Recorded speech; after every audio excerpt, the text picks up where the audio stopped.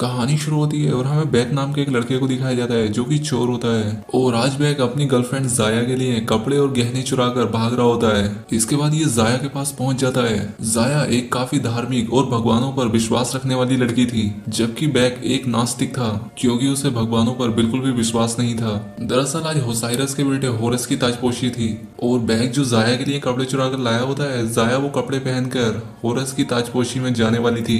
दूसरी तरफ हमें देवताओं के महल को दिखाया जाता है जहाँ पर जश्न की तैयारियां चल रही थी क्योंकि आज होसाइरस के बेटे होरस की ताजपोशी थी। अब क्योंकि सूरज के देवता रा ने पूरी दुनिया को बनाया था और उसने इंसानों की रचना की, उसने अपने दो बेटों ओसाइरस और सेट को उन पर राज करने के लिए भेज दिया। रा ने ओसाइरस को तो मिस्र का राजा बना दिया, जबकि अपने दूसरे बेटे सेट को रेगिस्तान का राजा बनाया और उसे आग उगलते रेगिस्तान में भेज दिया गया। जबकि ओसाइरस का बेटा होरस हवा का देवता होता है और हैथोर प्यार की देवी होती है जो कि ओसाइरस से प्यार किया करती थी। अब वक्त आ गया था ताजपोशी का और यहाँ पर शहर के सभी इंसान भी अपने देवता को राजा बनते हुए देखने के लिए आए थे। अब यहाँ पर जब सभी रस्में पूरी हो जाती हैं तब ओसाइरस होरस को ताज पहनाने ही वाले थे कि तभी वहां पर उनका छोटा भाई सैड आ जाता है जो कि रेगिस्तान का देवता था और वो यहाँ पर अपनी फौज भी लेकर आया था जिससे कि वो सभी लोगों को काबू में कर लेता है और वो यहाँ पर अपने भाई ओसाइरस को भी मार देता है और अब वो खुद बन जाता है मिस्र का राजा। उसका कहना होता है कि जो भी मेरे आगे झुकेगा सिर्फ वही जिंदा रहेगा और ये बात सुनकर सभी देवता और इंसान उसके सामने झुक जाते हैं। लेकिन होरस ऐसा नहीं करता, वो अपने बाप का बदला लेने के लिए उससे भिड़ जाता है और लड़ते हुए ये दोनों अपने देवता के अवतार में आ जाते हैं। इन दोनों के बीच हुई लड़ाई के चलते वहां पर भारी तबाही हो जाती है और इंसान अपनी जान बचाने के लिए यहाँ से भागने लगते हैं और इसी भगदड़ के बीच बैक और जाया भी बिछड़ जाते हैं। दूसरी तरफ दोनों देवताओं की फाइट में बैक होरस पर भारी पड़ रहा था और वो आखिर में उसे गिराकर उसकी दोनों आंखें निकाल लेता है और अब इसके बाद वो उसे मारने ही वाला होता है कि वो हैथोर के कहने पर होरस को जिंदा छोड़ देता है।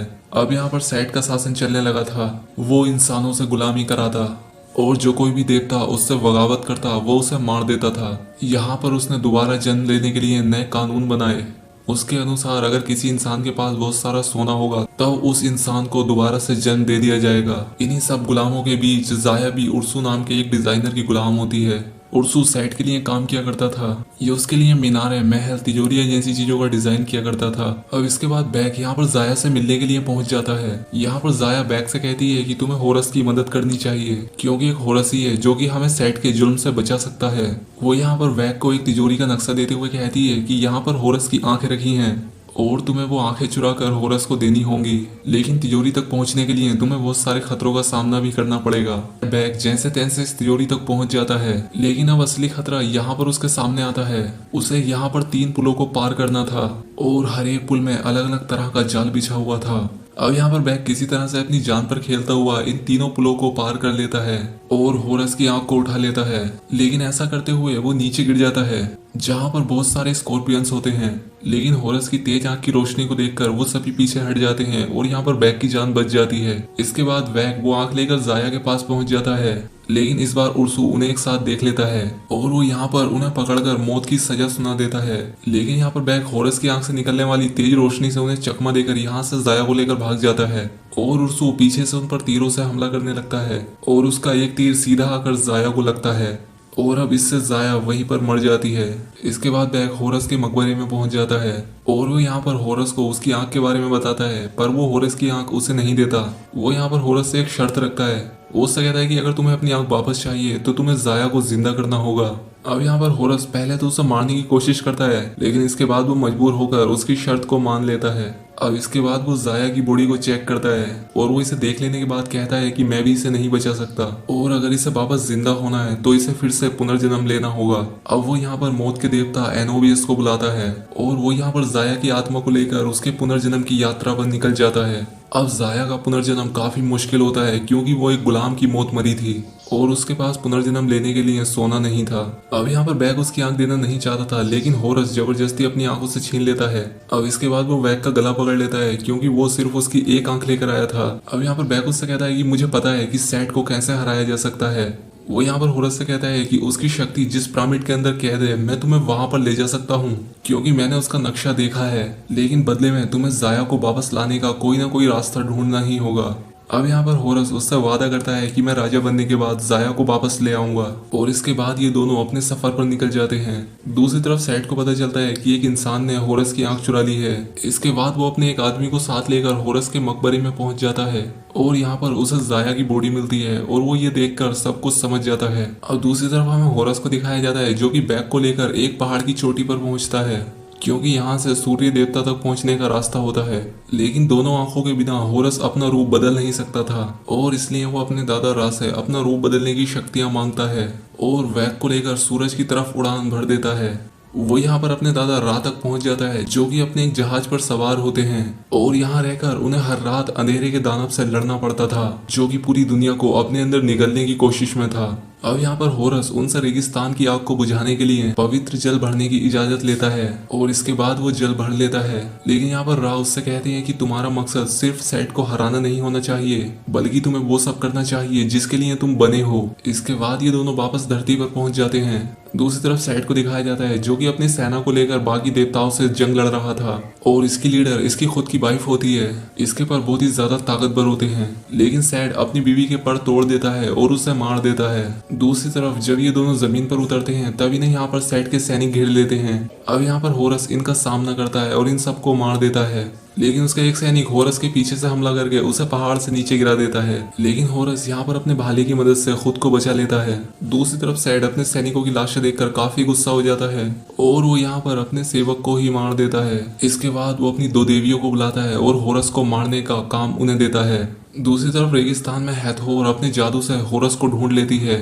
वो ये देखकर काफी चौंक जाती है कि उसकी आंखें वापस आ गई थी। अब यहाँ पर सैड पहुंच जाता है और वो सब समझ जाता है, और वो उसकी गद्दारी पर उसे मारने की कोशिश करता है। अब क्योंकि होरस के जाने के बाद हैथोर भी सैड के साथ रहने लगी थी, सैड उसे मारने के लिए जैसे ही झपकता है वो अपना ब्रेसलेट उतार देती है। अब क्योंकि हैथोर के पीछे कुछ बुरी आत्माएं पड़ी होती है जिससे कि ये ब्रेसलेट उसे बचाता था। अब ब्रेसलेट को उतारते ही वो बुरी आत्माएं इसे यहाँ से खींच ले जाती है, लेकिन इससे पहले ही वो आत्माएं उसे कैद कर लेती, वो अपना ब्रेसलेट वापस पहन लेती है और कहीं दूर रेगिस्तान में जा गिरती है।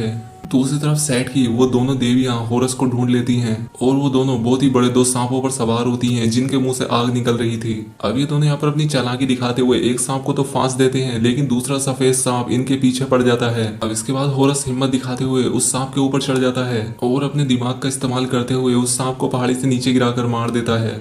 अब इनमें से एक सांप अभी भी जिंदा होता है जो कि इन्हें ढूंढ रहा होता है, लेकिन तभी यहाँ पर हैथोर पहुंच जाती है। अब क्योंकि वो एक प्यार की देवी होती है, इसलिए वो सांप को अपने काबू में कर लेती है और उसे खुद को ही जलाने के लिए कहती है। इसके बाद वो सांप वैसा ही करता है और मारा जाता है।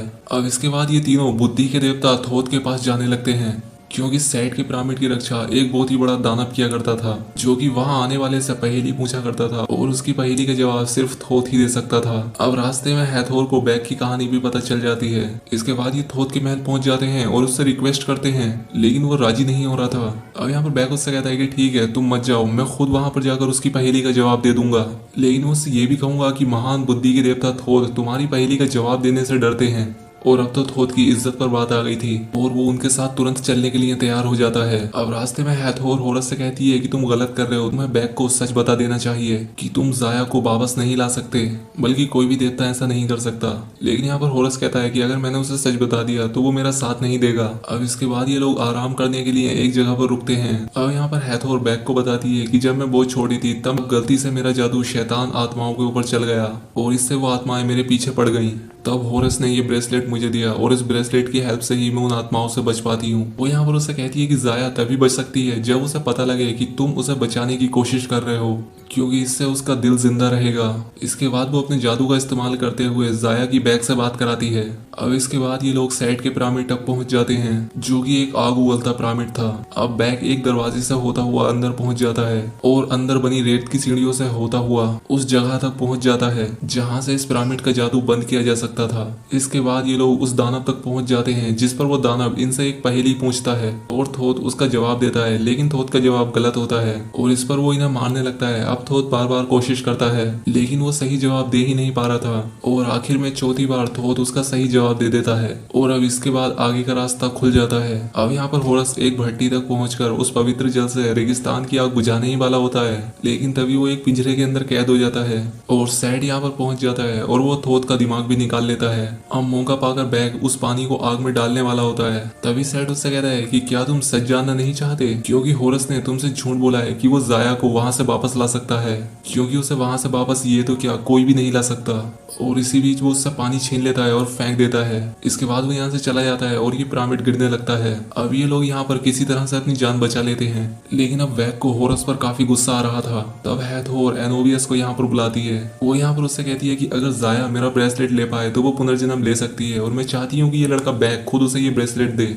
अब यहाँ पर होरस उससे ऐसा करने के लिए मना करता है लेकिन वो अपना ब्रेसलेट उतार देती है और दानव उसे खींचकर अपनी दुनिया में ले जाते हैं। अब इसके बाद बैग वो ब्रेसलेट लेकर मृत्यु लोक में चला जाता है जहाँ पर सभी लोग कुछ न कुछ तराजू में रख रहे थे अपने पुनर्जन्म के लिए, लेकिन जिनके पास देने के लिए कुछ नहीं होता उनकी आत्माएं निकलकर अंधेरे में खो रही थी। और दूसरी तरफ सैड को दिखाया जाता है जहाँ पर उसके देवता दूसरे देवताओं के आंखें दिल दिमाग सैड के अंदर लगा रहे थे और इसके बाद वो एक महाशक्तिशाली देवता बन जाता है। इसके बाद वो अपने पिता रा के पास पहुंचता है और उनसे कहता है कि आपने मेरे साथ धोखा किया है। वो कहता है कि तुमने मुझे तपती रेत में भेज दिया, मुझे सारे ऐशो आराम से दूर किया। इसके बाद वो यहाँ पर अपने पिता को मारने की कोशिश करता है लेकिन उसके पिता उसे रोकते हैं लेकिन वो उसे रोक नहीं पाते और मौका पाकर सैड उन्हें मार देता है, जिसके बाद वो उसी पवित्र जल में बहने लग जाते हैं। दूसरी तरफ बैग जाया को वो ब्रेसलेट देता है लेकिन इससे पहले कि यहाँ पर कुछ हो पाता अंधेरे का दानव यहाँ पर पहुंच जाता है। दरअसल अब रा की मौत के बाद उसे रोकने वाला कोई भी नहीं था और अब वो दुनिया को निगलने के लिए आ रहा था। यहाँ पर एनोबियस उसे रोकने की कोशिश करता है। अब यहाँ पर जाया कहती है कि हमें सिर्फ होरस ही बचा सकता है और जाया की बात मानकर बैग वापस से होरस के पास पहुंच जाता है। यहाँ पर होरस कहता है कि हमें रा का वही हथियार हासिल करना होगा। इसके बाद ये लोग हैथोर के रथ पर सवार होकर इजिप्ट के लिए निकल पड़ते हैं। यहाँ पर इनका प्लान होता है कि बैग सैड को उलझाएगा और होरस पीछे से आकर उसकी आंख निकाल लेगा और इसके बाद होरस के पास भी इतनी शक्ति आ जाएगी ताकि वो सैड को मार सके। इसके बाद होरस सैड के पास पहुंच जाता है और इन दोनों के बीच फाइट होने लगती है लेकिन क्योंकि सैड काफी ताकतवर हो चुका था और वो होरस पर काफी भारी पड़ता है। अब वो यहाँ पर होरस को मारने ही वाला होता है कि तभी पीछे से बैग आ जाता है और वो होरस की आंख निकाल लेता है लेकिन वो ऐसा करते हुए खुद उस ऊंची मीनार से नीचे गिरने लगता है। अब होरस के पास दो रास्ते थे, या तो वो अपनी आंख उठा सकता था या फिर बैग को बचा सकता था, लेकिन वो बैग को चुनता है और उसे बचा लेता है और तभी सैड उस मीनार का सोना पिघला देता है और इसके बाद ये दोनों उस मीनार से नीचे गिरने लगते हैं लेकिन तभी होरस की शक्तियां उसमें वापस आ जाती हैं और तब उसे यहाँ पर पता चलता है कि उसकी शक्तियां उसकी आंखों में नहीं थी बल्कि वो तो खुद उसके अंदर ही थी। अब वो वैग को नीचे छोड़ वापस से सैड से लड़ने के लिए ऊपर पहुंच जाता है और काफी लड़ाई के बाद वो सैड को हराने में कामयाब हो जाता है और उसे मार देता है और इसके बाद वो रा का भाला ले जाकर उन्हें वापस देता है जिससे कि रा की शक्तियां वापस आ जाती हैं और वो वापस उठ खड़े होते हैं और उस अंधेरे के दानव को मारकर उसे वापस भगा देते हैं। इसके बाद जब सब ठीक हो जाता है तब होरस बैग के पास पहुंचता है और तब यहाँ पर एक बच्ची जिसने होरस की आंख उठा ली थी वो उसे वापस करती है और यहाँ पर सारे लोग उसे देवता मान लेते हैं लेकिन यहाँ पर बैग उसकी आंखों के सामने ही अपना दम तोड़ देता है। इसके बाद होरस उसकी बॉडी को जाया के साथ उस मकबरे में रखता है और इसके बाद यहाँ पर रा पहुंचते हैं। वो यहाँ पर होरस से कहते हैं कि मैं तुम्हारा कर्जदार हूँ, मांगो जो मांगना चाहते हो। यहाँ पर होरस कहता है कि मुझे अपने लिए कुछ नहीं चाहिए, बस आप इन दोनों की जिंदगियां वापस लौटा दीजिए। इसके बाद रा यहाँ से चले जाते हैं और उनके जाने के बाद ये दोनों फिर से जिंदा हो जाते हैं। इसके बाद हमें दिखाया जाता है कि इजिप्ट के सभी लोग और देवता होरस को वहां का राजा बना देते हैं और होरस बैग को अपना सलाहकार बनाता है। जब सभी रस्में पूरी हो जाती हैं तब बैग होरस को वो ब्रेसलेट देता है जो कि हैथोर का था। अब होरस वो ब्रेसलेट लेकर हैथोर को वापस लेने के लिए निकल पड़ता है और अब इसी के साथ ही मूवी यहाँ पर एंड हो जाती है।